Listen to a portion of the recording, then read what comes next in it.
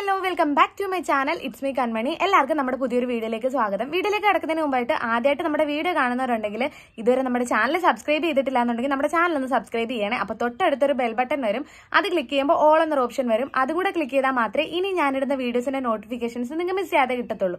അപ്പം മറക്കല്ലേ നമ്മുടെ ചാനൽ സബ്സ്ക്രൈബ് ചെയ്യാനും എന്നെ സപ്പോർട്ട് ചെയ്യാനും. ഇനി നമുക്ക് വീഡിയോയിലേക്ക് കിടക്കാം.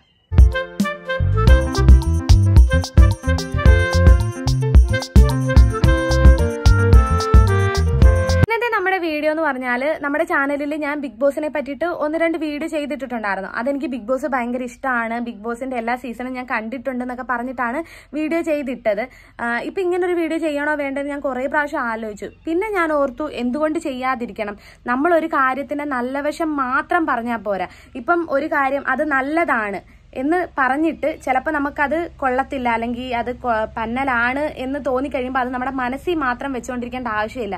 നമുക്ക് തോന്നുന്ന കാര്യം എന്തോ അത് നമ്മൾ വെട്ടി തുറന്ന് പറയണം. അപ്പം ഞാൻ വിചാരിച്ചു എന്നാൽ ഇങ്ങനെ ഒരു വീഡിയോ ചെയ്യാമെന്ന്. കാരണം ബിഗ് ബോസ് സീസൺ 1 തൊട്ട് സീസൺ 5 വരെ കണ്ടിന്യൂസ് ആയിട്ട് കണ്ടിരുന്ന ഒരാളാണ് ഞാൻ ഒരു എപ്പിസോഡും അങ്ങനെ വിട്ടിട്ടില്ല. അഥവാ എന്തെങ്കിലും ഒരു സാഹചര്യം കൊണ്ട് അങ്ങനെ എനിക്ക് ഏതെങ്കിലും ഒരു എപ്പിസോഡ് കാണാൻ പറ്റാതെ വന്നു കഴിഞ്ഞാൽ ഒന്നീ ഞാൻ ചാനലിൽ റീടെലികാസ്റ്റിംഗ് വരുമ്പോഴത്തേക്കിനും അങ്ങനെ ഇരുന്ന് കാണും, അല്ലെന്നുണ്ടെങ്കിൽ ഞാൻ ഹോട്ട്സ്റ്റാറിൽ പോയിട്ട് എനിക്ക് മിസ്സായ ആ ഒരു എപ്പിസോഡ് എടുത്ത് വെച്ച് ഞാൻ കാണുമായിരുന്നു. അതുപോലെ എനിക്ക് ഇഷ്ടമായൊരു ഷോ ആയിരുന്നു. പിന്നെ ഞാൻ വീഡിയോ ഇട്ടിട്ടുണ്ടായിരുന്നു, ഞാൻ ബിഗ് ബോസിലെ കോമണറായിട്ട് കൊടുത്തിട്ടുണ്ടെന്ന്.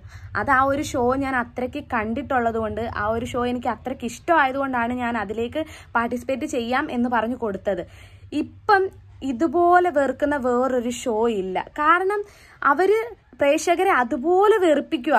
സീസൺ 1 തൊട്ട് സീസൺ 5 വരെ ഒരു കുഴപ്പവും ഇല്ലാതെ പോയിരുന്ന ഒരു ഷോ സീസൺ 6 ആയപ്പോഴത്തേക്കിനും അവർക്ക് ഫേവറിസം, അവര് ഒരാളെ ജയിപ്പിക്കാൻ നോക്കുന്നു, ജനങ്ങളെ പറ്റിക്കുന്നു. ഇവരെന്തുദ്ദേശമായി ചെയ്യുന്നതെന്ന് എനിക്കറിയത്തില്ല. എനിക്ക് തോന്നുന്നു ഇവർ ഈ ഒരു ബിഗ് ബോസിൽ ആൾക്കാരെ സെലക്ട് ചെയ്തപ്പം ഓൾറെഡി ഫസ്റ്റ് കിട്ടുന്ന ആളെ അവര് ചൂസ് ചെയ്ത് വെച്ചിട്ടുണ്ട്. ഈ ഒരു ഷോ ചുമ്മാ പ്രേക്ഷകരെ മണ്ടന്മാരാക്കാൻ വേണ്ടി ഇപ്പൊ ടെലികാസ്റ്റ് ചെയ്യും. അവർ ഓൾറെഡി അതിന്റെ വിന്നർ ആരാണെന്ന് അവര് മനസ്സിൽ കണ്ടിട്ടുണ്ട്. അവർക്ക് കൊടുക്കാൻ വേണ്ടിയിട്ടുള്ള പെടാപ്പാടാണ് ഇപ്പൊ അവർ കാണിക്കുന്നത്. പിന്നെ മറ്റേ വൈൽഡ് കാർഡ് എൻട്രീസ് ഒക്കെ വന്നപ്പോഴത്തേക്കിനും ഇപ്പൊ ജാസ്മിനെ ഞാൻ അങ്ങനെ കുറ്റം പറയോ കാര്യങ്ങളോ ഒന്നുമല്ല. വൈൽഡ് കാർഡ് എൻട്രീസ് വന്നപ്പോഴത്തേക്കിനും എനിക്ക് ജാസ്മിനെ ഭയങ്കര ഇഷ്ടമായതായിരുന്നു. ആദ്യമൊക്കെ ജാസ്മിന്റെ സ്വഭാവം എനിക്ക് ഇഷ്ടമല്ല. എനിക്കാണെങ്കിൽ ഇങ്ങനെ ചുമ്മാ അവിടെ ഇവിടെ എല്ലാം പോയി വഴക്കുണ്ടാക്കുന്ന കാരണം ഇൻസ്റ്റാഗ്രാം തുറന്നാൽ ജാസ്മിന്റെ അവിടുത്തെ വഴക്ക് ഇവിടുത്തെ വഴക്ക്, ജാസ്മിന്റെ സൗണ്ട് കേൾക്കുമ്പോൾ തന്നെ എനിക്ക് ഭയങ്കര ഇറിറ്റേഷൻ ആയിരുന്നു. എനിക്കാണെങ്കിൽ ഞാൻ ഇങ്ങനെ ബിഗ് ബോസിന്റെ വീഡിയോസ് ഒക്കെ കാണുന്നതുകൊണ്ട് അത് റിലേറ്റഡ് ആയിട്ടുള്ള വീഡിയോസ് ഒക്കെ ഇങ്ങനെ സജഷൻസ് വരുമായിരുന്നു. അപ്പൊ എനിക്ക് ഈ ജാസ്മിന്റെ സൗണ്ട് കേൾക്കുമ്പോൾ ഭയങ്കര ഇറിറ്റേഷൻ ആയിരുന്നു. പിന്നെ വൈൽഡ് കാർഡ് എൻട്രീസ് വന്നപ്പോഴത്തേക്കിനും നന്ദനയൊക്കെ വന്നപ്പോഴത്തേക്കിനും എനിക്ക് ജാസ്മിനോടൊരു ഇഷ്ടം തോന്നിയായിരുന്നു. കാരണം ആ ഒരു ക്യാപ്റ്റൻ ആയ സമയത്ത് നിന്നതും എല്ലാവരുടെ അടുത്തും ഒരുപോലാണ് ജാസ്മിൻ നിന്നത്. പിന്നെ ആ ഒരു സമയത്തെ ക്യാരക്ടർ ആണെങ്കിലും എനിക്ക് ഭയങ്കരമായിട്ട് ഇഷ്ടപ്പെട്ടായിരുന്നു. പിന്നെ വേറൊരു കാര്യം എന്ന് പറഞ്ഞാൽ ഞാൻ വേറൊരു രീതിയിലും ചിന്തിച്ച്, ആൾക്കാരൊക്കെ എല്ലാവരും ജാസ്മിനെ കുറ്റപ്പെടുത്തുമായിരുന്നു. ഹൈജീൻ ഇല്ല, അങ്ങനെയാണ് ഇങ്ങനെയാണെന്നൊക്കെ പറഞ്ഞ് എല്ലാവരും കുറ്റപ്പെടുത്തുമായിരുന്നു. അപ്പം ഞാൻ ചിന്തിച്ച്, ഇപ്പം നമ്മൾ ഇങ്ങനെ ഹൈജീൻ ഇല്ല, അങ്ങനെയല്ല ഇങ്ങനെയില്ല എന്നൊക്കെ ഇവിടെ ഇരുന്ന് ഇങ്ങനെ പറയുന്നെങ്കിൽ നമ്മുടെയൊക്കെ ലൈഫിൽ ഇതുപോലെ 24 hours ഒരു ക്യാമറ കൊണ്ടുവന്ന് വെച്ചാൽ നമ്മളൊക്കെ എന്തൊക്കെയാണ് ചെയ്യുന്നതെന്ന് അപ്പം നമുക്ക് മനസ്സിലാവും. പക്ഷെ ഇപ്പം നമുക്കറിയത്തില്ല നമ്മൾ എന്തൊക്കെ ചീത്ത കാര്യങ്ങളാണ് ചെയ്യുന്നത്, അല്ലെങ്കിൽ നമുക്ക് ഹൈജീൻ ഉണ്ടോ, നമ്മൾ വിചാരിക്കുന്ന പോലെ നമുക്ക് ഹൈജീൻ ഉണ്ടോ എന്നൊന്നും നമുക്കറിയത്തില്ല. ഇപ്പം എൻ്റെ കാര്യം ഞാൻ പറയാം, ഞാൻ എന്തൊക്കെയാണ് ചെയ്യുന്നതെന്ന് എനിക്ക് തന്നെ ഒരു തിട്ടയില്ല.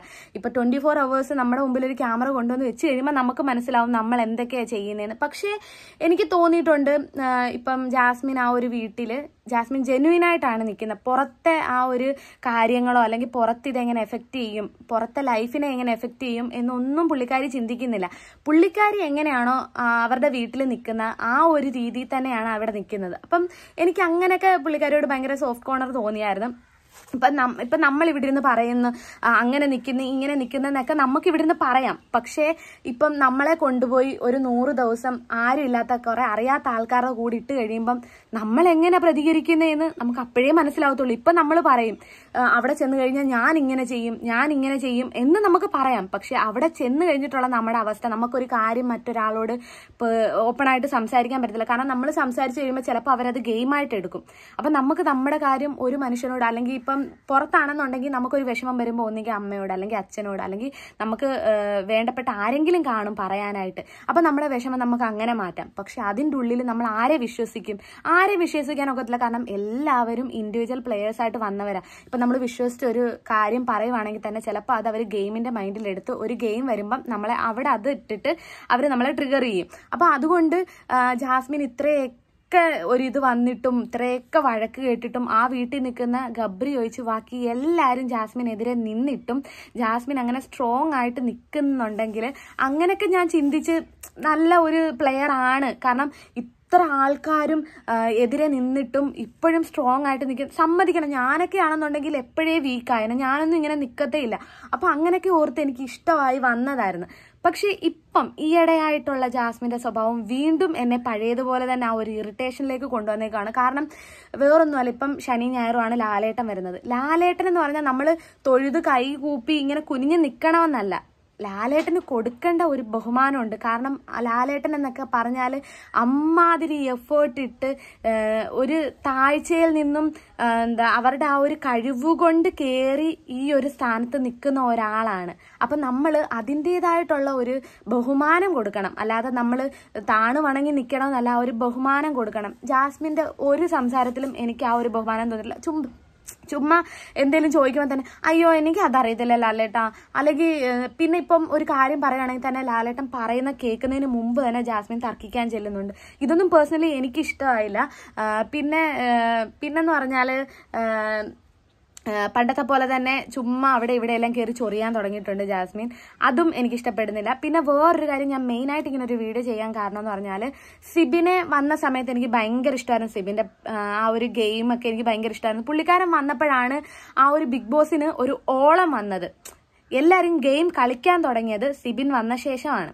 പക്ഷേ സിബിന് പറ്റിയെന്ന് പറഞ്ഞാൽ സിബിൻ എല്ലാവരെയും ടാർഗറ്റ് ചെയ്യാതെ ജാസ്മിനെ തന്നെ ടാർഗറ്റ് ചെയ്ത്, പിന്നെ അതിൻ്റെ അകത്തൊരു ഡയലോഗ് പറഞ്ഞിട്ടുണ്ടായിരുന്നു, എൻ്റെ എക്സ് ലവർ ജാസ്മിൻ്റെ അതേപോലെ ഇരിക്കുന്നത്, അതുകൊണ്ട് എനിക്ക് അവളെ ഇഷ്ടമേ അല്ലെന്ന്. അതൊന്നും ഒരു സ്റ്റേറ്റ്മെൻ്റ് അല്ല. കാരണം ഒരാളെ പോലെ ഒരാൾ ഇരിക്കുന്നെന്ന് പറഞ്ഞ് അവരോട് ദേഷ്യം അല്ലെങ്കിൽ അവരോട് വൈരാഗ്യം ഉണ്ടാവണമെന്നില്ല. അതെനിക്ക് ഇഷ്ടപ്പെട്ടില്ല. പിന്നെ മറ്റേ ജാസ്മിനോട് അങ്ങനെ ഒരു ഇത് കാണിച്ചതും, ഇപ്പം ഒരു പെൺകുട്ടിയല്ലേ അപ്പം അത് കാണിച്ചത്, അത് ഇതുപോലൊരു പബ്ലിക് പ്ലാറ്റ്ഫോമിൽ അങ്ങനെ കാണിച്ചതും എനിക്ക് പേഴ്സണലി ഇഷ്ടമായില്ല. പക്ഷേ അതിനെ ഞാൻ ന്യായീകരിക്കുകയല്ല, അതിലും കൂടുതൽ തെറ്റ് ചെയ്ത ആൾക്കാർ അതിൻ്റെ അകത്തുണ്ട്. പിന്നെന്താന്ന് പറഞ്ഞാൽ കഴിഞ്ഞ ദിവസം ജയിലിൽ വെച്ചിട്ട് ജിൻഡോയെ അടിച്ച ആ ഒരു സീൻ, ഇപ്പം ആ ഒരു സ്ഥാനത്ത് ജിൻഡോ ആണ് ജാസ്മിനെ അടിച്ചതെങ്കിൽ ജിൻഡോയെ അവിടുന്ന് പുറത്തിറക്കും, എന്നുവെച്ചാൽ അവർ കളയും. പക്ഷേ ജാസ്മിൻ ആയത് കാരണം അവിടെ അതൊരു ഇഷ്യൂവേ ആയില്ല. പക്ഷെ നന്ദനെ അതെടുത്ത് പറഞ്ഞായിരുന്നു, പക്ഷെ ആരും മൈൻഡ് ആക്കിയില്ല. ജിൻഡോയെ സപ്പോർട്ട് ചെയ്യാനോ ആരും ഉണ്ടായിരുന്നില്ല, ജാസ്മിനെ തന്നെയായിരുന്നു എല്ലാവരും സപ്പോർട്ട് ചെയ്യുന്നത്. എനിക്ക് തോന്നുന്നു ഇവര് പ്രേക്ഷകരുടെ വിധി അല്ലെങ്കിൽ പ്രേക്ഷകർക്ക് വിട്ടുകൊടുക്കുക എന്ന് പറയുന്നതിൽ ഒരു കാര്യമില്ല. ഇപ്പൊ പ്രേക്ഷകർക്ക് വിട്ടുകൊടുക്കുകയാണെന്നുണ്ടെങ്കിൽ എന്നെ ജാസ്മിൻ ഔട്ടായണം. കാരണം ഇപ്പം ഒരു 100 പേരുണ്ടെങ്കിൽ ചിലപ്പോൾ 10 പേരായിരിക്കും ജാസ്മിനെ ഇഷ്ടപ്പെടുന്നത്. അതിൽ ബാക്കി 90 പേരും ജാസ്മിനെ വെറുക്കുന്ന ആൾക്കാരെ ഇവർ ജനവിധിക്കാ വിടുന്നതെന്നുണ്ടെങ്കിൽ എന്നെ ജാസ്മിൻ ഔട്ടായണം. ഇവർ ചുമ്മാ മനുഷ്യനെ പറ്റിക്കാൻ വേണ്ടി അല്ലെങ്കിൽ ഇത് കാണുന്ന പ്രേക്ഷകരെ പറ്റിക്കാൻ വേണ്ടി പറയുന്നതാണ് ജനവിധിക്കാ വിടുന്നതെന്ന്. അത് മാത്രമല്ല, പിന്നെ സിബിൻ ഇറങ്ങിക്കഴിഞ്ഞിട്ടാണ് ഇതുപോലെ സിബിൻ പറയുന്നത് എൻ്റെ ഇഷ്ടപ്രകാരം അല്ല ഞാൻ ബിഗ് ബോസിൽ നിന്ന് ഇറങ്ങിയതെന്ന്. ഇവർ പിന്നെ എന്തുദ്ദേശമാണ് ബാക്കിയുള്ള ആൾക്കാരെ അതിൻ്റെ അകത്തേക്ക് കൊണ്ടുപോകുന്നത്? ഇവർക്ക് ഒരാൾക്ക് അല്ലെങ്കിൽ ഫസ്റ്റ് പ്രൈസ് കൊടുക്കണമെന്നുണ്ടെങ്കിൽ ഇവർക്ക് അതങ്ങ് കൊടുത്താൽ പോരെ. ബാക്കിയുള്ളവരെ എന്തിന് മണ്ടന്മാരാക്കുന്നത്? അവർ ഇതുപോലെ വീടും വിട്ട് അവരുടെ ജോലികളും ഒക്കെ വിട്ട് ഇപ്പം 100 ദിവസം ആ വീട്ടിൽ നിൽക്കാൻ പോകുന്ന അവർക്കും ആഗ്രഹം അത് ഫസ്റ്റ് പ്രൈസ് കിട്ടണം എന്നുള്ള ആഗ്രഹത്തിലാണല്ലോ. ഇവരൊരാളെ നിശ്ചയിച്ച് വെച്ചിട്ടുണ്ടെങ്കിൽ പിന്നെന്തിനാ ബാക്കിയുള്ളവരെ ബുദ്ധിമുട്ടിക്കുന്നത്? ഇപ്പം സിബിൻ തന്നെ നല്ലൊരു പ്ലെയറാണ്. ഇപ്പം ലാലേട്ടനെ ഞാൻ ഒരിക്കലും കുറ്റം പറയത്തില്ല. കാരണം ലാലേട്ടൻ, എനിക്ക് തോന്നുന്നു ലാലേട്ടൻ ആ ഒരു ഷോ കാണത്ത് പോലും ഇല്ല. പുള്ളിക്കാരന് കാണാൻ സമയമില്ല. പുള്ളിക്കാരൻ ആ ഒരു ശനിയാഴ്ച വരുമ്പം ഇവർ ഓൾറെഡി സ്ക്രിപ്റ്റും കാര്യങ്ങളും ലാലേട്ടൻ പറയേണ്ട ഡയലോഗും കാര്യങ്ങളും എല്ലാം എഴുതി കൊടുത്തതിന് ശേഷം ലാലേട്ടൻ അത് നോക്കുന്നു, വായിക്കുന്നു, ആ സ്ക്രിപ്റ്റ് പോലെ തന്നെ ലാലേട്ടൻ പറയുന്നു. അല്ലാതെ ലാലേട്ടൻ ഓരോ എപ്പിസോഡും തച്ചിനിരുന്ന് കണ്ടിട്ടാണ് വരുന്നതെന്ന് നമുക്ക് പറയാൻ പറ്റുമോ? ഒരിക്കലും ഇല്ല. അപ്പം ലാലേട്ടനെ കുറ്റം പറയാൻ പറ്റത്തില്ല. ആ പുള്ളിക്കാരന് കൊടുക്കുന്ന ആ ഒരു സ്ക്രിപ്റ്റ് അതുപോലെ ചെയ്യുന്നു, പുള്ളിക്കാരന് കിട്ടുന്ന സാലറിയുടെ ജോലി പുള്ളിക്കാരൻ ആത്മാർത്ഥമായിട്ട് ചെയ്യുന്നു, ഇത്രയേ ഉള്ളൂ. അപ്പം ലാലേട്ടനെ നമുക്ക് കുറ്റം പറയാൻ പറ്റത്തില്ല. ഈ ഷോ കോസ്റ്റ് ചെയ്യുന്ന കുറെ ആൾക്കാരുണ്ട്. ഇവർ നിശ്ചയിച്ച് വെച്ചേക്കുന്ന ആൾക്കാർക്ക് ഇവർ ഫസ്റ്റ് പ്രൈസ് കൊടുക്കാൻ വേണ്ടി ഇവർ എന്തും ചെയ്യുമെന്നുള്ളൊരു അവസ്ഥയായിരിക്കും. അതുകൊണ്ടാണ് ഇപ്പം സിബിനെ പുറത്താക്കിയത് തന്നെ.